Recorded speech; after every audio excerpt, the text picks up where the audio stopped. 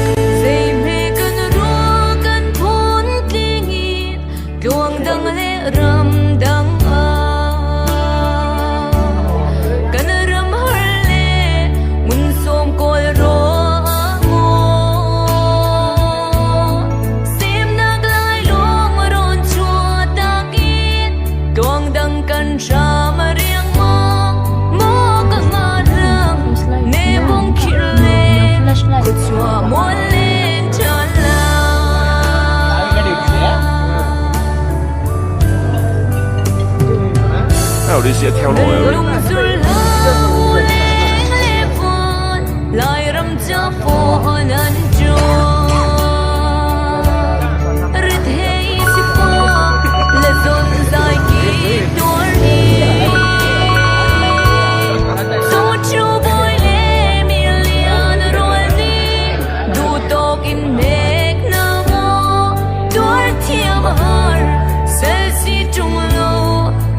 bằng chúa lê đột hi chạm lên tôn ta mơ vui thế đôi gió chạm kẹp bút yên ria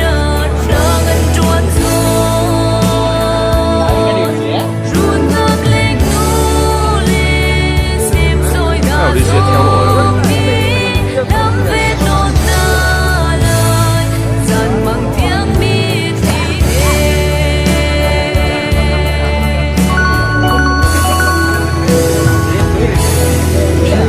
lời lâu căn chắn chung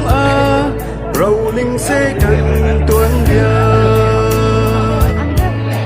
sahar kan ti balik ni tharuan ni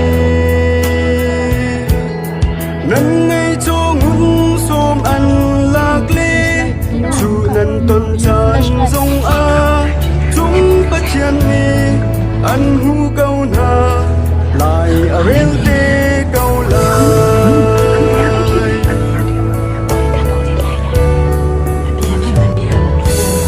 mồ lại nu tha te ruat ve man thâu cha cho na man zo na dot na ko bek lang mang chuan man du in mang lâu in xem si kha lại na rel cham chung thiếu te lại tuan chan chan gian mang băng căn tuan dia sham nên tôn na ma chân hoa Jam ki bút in riat sang an chuan zo rung na kling nu le xem trôi na dong mi lắm về tôn na lời san mang tiếng mi thi he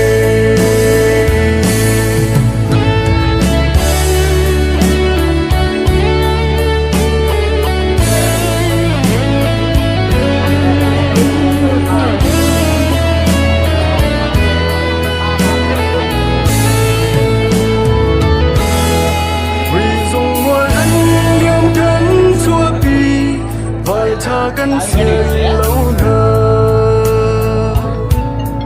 ngak cha fa Nào đi sẽ theo nổi đi lên